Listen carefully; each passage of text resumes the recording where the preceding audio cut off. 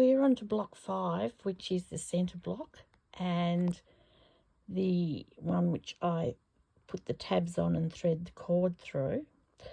I like to make sure that the background fabric is plain, so I normally like to do a blue for non-gender ones and a bright pink for feminine styled ones. Now the first thing you need to do, of course, is cut your base square. Apologies for this not very pressed piece of fabric here. So 9 by 9 inch square, then rule in 2 1/4 inches from either side, and then I just finger press the block in half so that I know where the centre is. So once you've done that, you need to cut 6 cotton tabs.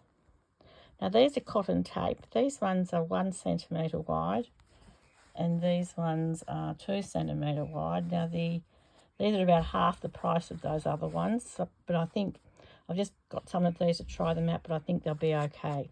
So the tabs you cut at 2 1/2 inches long, and you fold them so that the fold goes to the centre and your 2 raw edges are here. So place the 2 centre ones where you put your folded line, and then eyeball where you put the rest, but make sure that they line up opposites, of course. So you stitch down very close to the edge, but less than 1/4 inch in.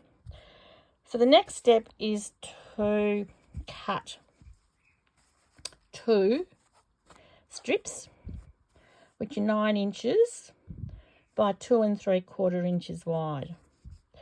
So you put right sides down. I've already done this one. So right sides down, you place the strip over the tabs that you've stitched, and I just have a little bit peeking out, and then stitch down from the top to the bottom. Once you've done that, you flip them over. Now your strip is a little bit wider, but I just make sure I line the edges up and then fold it in, and if there's a little bit going over, that's fine, and I top stitch down. So that's your base block. So your tabs 6 by 2 1/2 inches, your strips down the side, you need 2 3/4 inches by 9 inches. So you then come to your cord, and the cord I use is this cotton rope cord from our discount store in town in Tasmania called Shiploads, but I'm sure you'll be able to find it most places. This is a really, really soft rope. It's beautiful. And 36 inches, cut and thread through. Knot the ends securely, and it's really hard to undo the knot. Once you put the knot in and then pull down, they're pretty secure. Once you've threaded through, you need to make sure that you stitch this down. Now you can put the rope on before you do the quilting and put your back on, but you don't want to run the risk of getting it tangled up while you're doing all of that. I put mine on last, and you don't really see where you've stitched on the back.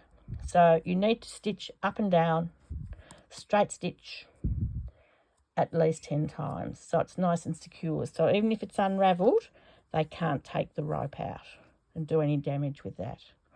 So make sure it's secured completely. So that's block 5.